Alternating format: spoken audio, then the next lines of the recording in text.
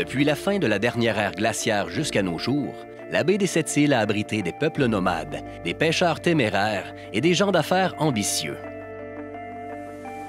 Elle a vu des maisons se dresser modestement sur ses rivages, puis des villages, des villes et la métropole de toute une région du Québec.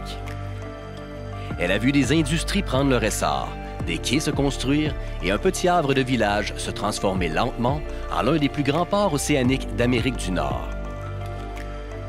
Voici la brève histoire portuaire de Sept-Îles.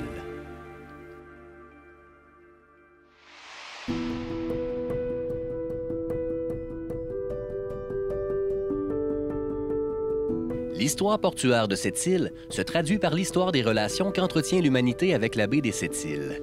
Et ces relations se matérialisent souvent par la construction d'un quai, qu'il soit public ou privé, rural ou industriel, de conception rudimentaire ou à la fine pointe de la technologie. La première mention d'un quai sur les rivages de la baie figure dans un document de 1786 qu'on attribue à Edward Harrison, alors inspecteur du gouvernement colonial, chargé de dresser un inventaire complet des équipements du poste de traite de Sept-Îles. Son rapport, on le retrouve dans les archives, c'est fascinant à lire. Il nous détaille tous les bâtiments, longueur, largeur, élévation, fonction. En 1786, le vieux poste, c'est un comptoir avec des dépendances. C'est un logis où les employés séjournaient, dormaient. On retrouvait tout près du vieux poste une tonnellerie, fabrication des tonneaux, des hangars pour la marchandise sèche.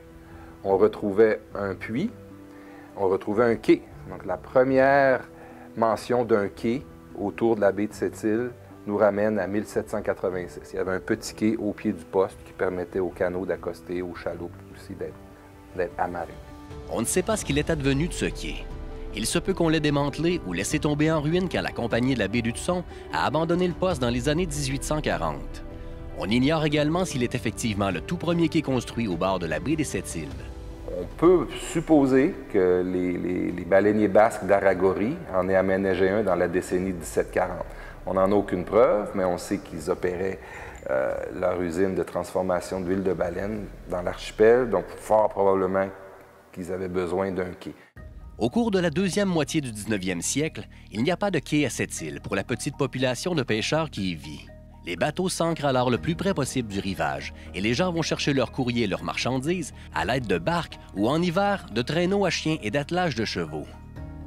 La saison de navigation se termine en novembre, car le transport maritime en hiver se révèle presque impossible et le spectre d'un naufrage plane encore plus lourdement sur les marins. Mais même en novembre sur la Côte-Nord, la navigation se révèle déjà fort périlleuse dans le Saint-Laurent. Dans la nuit du 20 au 21 novembre 1901, le transporteur de courrier qui fait la navette entre Québec et Havre-Saint-Pierre connaîtra une fin tragique dans l'archipel des Sept-Îles. C'est un navire qui porte le nom de Saint-Olaf, parti de la Minganie, avec à son bord plus d'une vingtaine de personnes. On transporte le courrier, entre autres. Le bateau était attendu au village de Sept-Îles dans les quelques jours qui suivaient. Et le temps passe, on n'en a aucune nouvelle, et on finit par s'apercevoir qu'il a été poussé sur le rivage ouest de l'île Grosse-Boule. C'est une perte totale, aucun survivant. Le lendemain, en plus de la carcasse morcelée du navire, on retrouvera le cadavre gelé d'une femme vêtue d'une robe de chambre et d'une veste de sauvetage, enterrée sous la neige, hormis le pied qui saillait près d'un sac de courrier.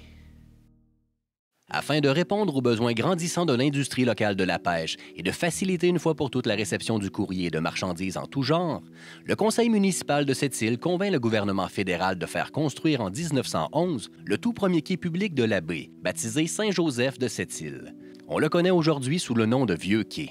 À ce moment-là, on a un géologue qui est en présence à Sept-Îles, nommé Dulieu, qui va nous laisser dans son rapport géologique une observation intéressante que je vous lis. La baie de Sept-Îles constitue un très beau port naturel. Jusqu'à présent, les grands bateaux ne pouvaient accoster qu'au quai de la pulperie, et les marchandises comme les passagers pour le village de Sept-Îles devaient être transportées en canot. Le gouvernement faisait construire pendant l'été de 1911 un quai au village des Sept-Îles.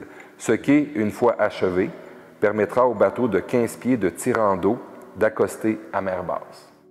Ce nouveau quai en ossature de bois deviendra rapidement le lieu de rencontre privilégié de Sept-Îles. Rencontre entre l'humanité et la mer, entre le village et le vaste monde qui l'entoure, et entre les villageois eux-mêmes qui suivent le va-et-vient des navires.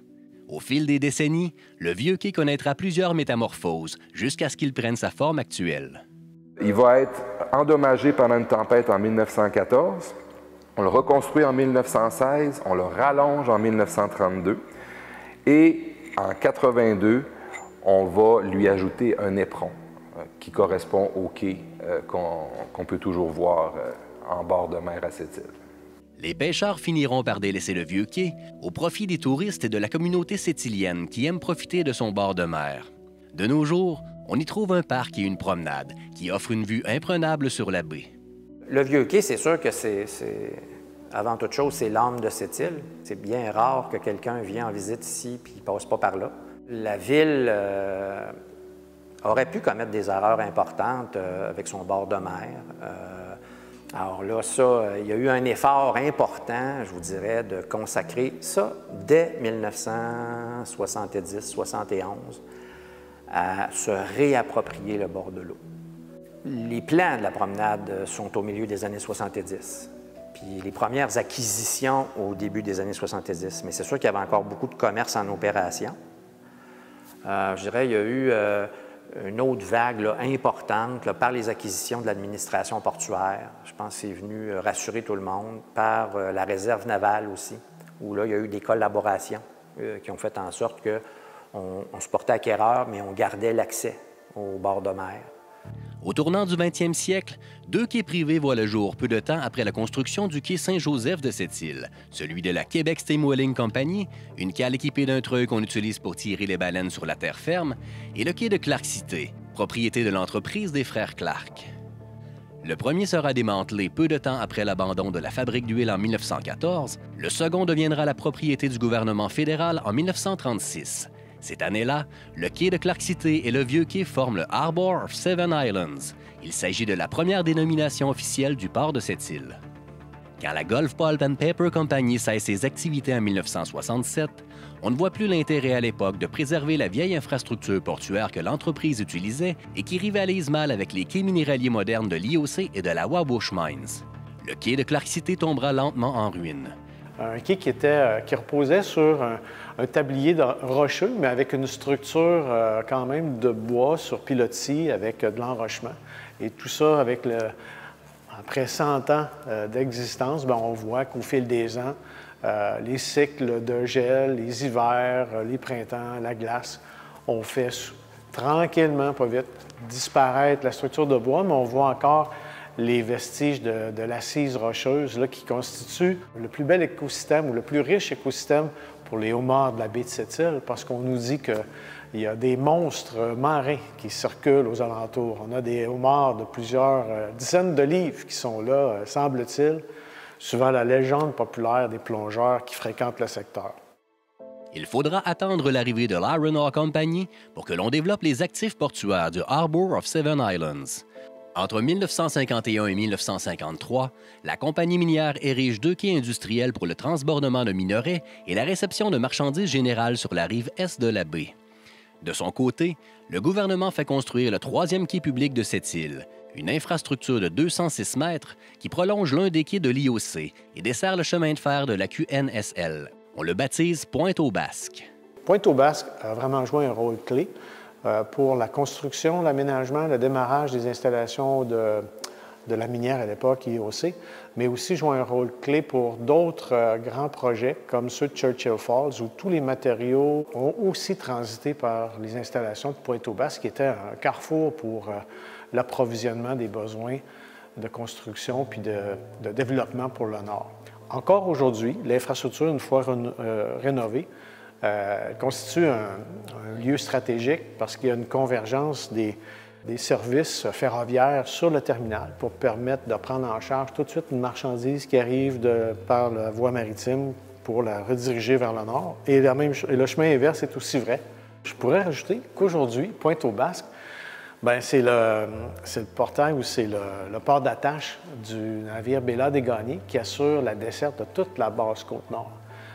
C'est aussi un service essentiel pour faire l'approvisionnement en biens et services pour les 13 villages isolés qui nous sépare cette île, ou je devrais dire Natashquan vers Blanc-Sablon. En 2018, le quai Pointe-aux-Basques se trouve dans un état de dégradation si avancé qu'on décide de le fermer plus de 50 ans après son inauguration. On l'a fermé parce qu'il ressemblait un peu au quai de la Clarke, je dirais, dans les années 80 ou 70. On assistait à une dégradation vraiment sérieuse du tablier. Les rapports des firmes de consultants nous recommandaient fortement de fermer le terminal pour les enjeux de stabilité advenant différents types de débarquement ou de manutention. Puis pour les principes de sécurité, on a dû malheureusement fermer le terminal dans l'attente d'avoir la confirmation du financement des 2 paliers de gouvernement. Fort heureusement, tout ça s'est mis en place en 2019, puis on a pu procéder aux travaux pour compléter tout ça l'an dernier. Au début des années 1950, le village de Sept-Îles se métamorphose en une ville d'une dizaine de milliers de personnes. Et pourtant, il n'y a toujours pas de route qui la relie au reste du réseau routier de la province. Toute la marchandise nécessaire pour soutenir la communauté arrive par navire au Vieux-Quai, qui déborde et commence à souffrir de son vieillissement. Afin de décongestionner ce secteur, le gouvernement fédéral fait construire un 4e quai public, non loin de celui de Pointe-aux-Basques, que l'on baptise Monseigneur-Blanche, en l'honneur d'un évêque ayant vécu à cette île de 1906 à 1916. Le quai Monseigneur-Blanche, c'est un mode hybride. Il y a un remblai rocheux, puis oui, il y a des pilotis sur bois. Puis lui aussi, on a dû investir tout près d'1 million de dollars pour sécuriser la structure portante en bois. Une structure portante sur un remblai rocheux, mais un remblai rocheux qui, avec le temps, après 70 ans, avec le poids que cette masse de roche-là a constitué, s'est affaissé. Aujourd'hui, il y a 8 pieds, on a perdu 8 pieds d'élévation, de sorte que, par les grandes marées, et on va peut-être vivre ça ce fin de semaine, avec des marées, on annonce des marées jusqu'à 4 mètres. Lorsqu'on a 4 mètres, c'est pas compliqué, l'eau se rend jusqu'au stationnement près du bâtiment du port. Ça fait que l'infrastructure doit être vraiment surélevée et rebâtie à nouveau. C'est ce que nos devis maintenant nous dictent et pour lesquels on est en travail avec les différents consultants puis des approches auprès des gouvernements pour entreprendre des travaux, on l'espère, en 2023 pour la restauration des lieux. En octobre 1960, la route 138 arrive enfin à cette île. Les travaux de construction de la portion entre Tadoussac et Sept-Îles se seront étalés sur près de 35 ans. C'est sûr qu'il y a comme une lenteur là, au niveau des travaux de construction. Les grandes compagnies étaient comme un peu autonomes dans leurs installations. Ils avaient leurs bateaux, ponts aériens. Donc, la préoccupation d'avoir une route, là, c'était pas au cœur des pensées. Là. Ce qui a fait en sorte, je dirais, de peut-être provoquer plus rapidement la 138, ça a été les compagnies de transport là, qui multipliaient les projets ingénieux de réussir à partir de Bécomo avec des camions, faire des trails littéralement là, pour pouvoir passer, surtout en hiver. Ça a peut-être donné le petit coup de pouce là, qui manquait là, à l'État québécois là, de dire, bon, on va la compléter, cette route-là.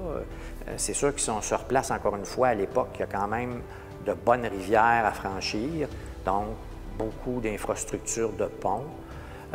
La densité de population avant l'arrivée des grandes compagnies à Port-Cartier et à Sept-Îles faisait en sorte que ton poids démographique n'était pas fort. Là. Du côté portuaire, les infrastructures continuent de se développer au tournant des années 60. La compagnie Imperial Oil, principal fournisseur d'essence et de mazout dans la baie, construit un quai pour le déchargement de produits pétroliers entre Pointe-aux-Basques et Monseigneur-Blanche, tandis que la compagnie Wabush Mines entame les travaux d'aménagement du premier terminal portuaire de grande envergure dans le secteur de Pointe-Noire. Le 9 juin 1961, par une proclamation du Bureau du Conseil privé du Canada, le Harbour of Seven Islands devient officiellement le port de cette île. Près de 15 000 personnes vivent dans la ville qui le borde. L'époque du village champêtre est bien révolue. On assiste à la croissance d'une cité portuaire en passe de devenir le plus important port minéralier d'Amérique du Nord.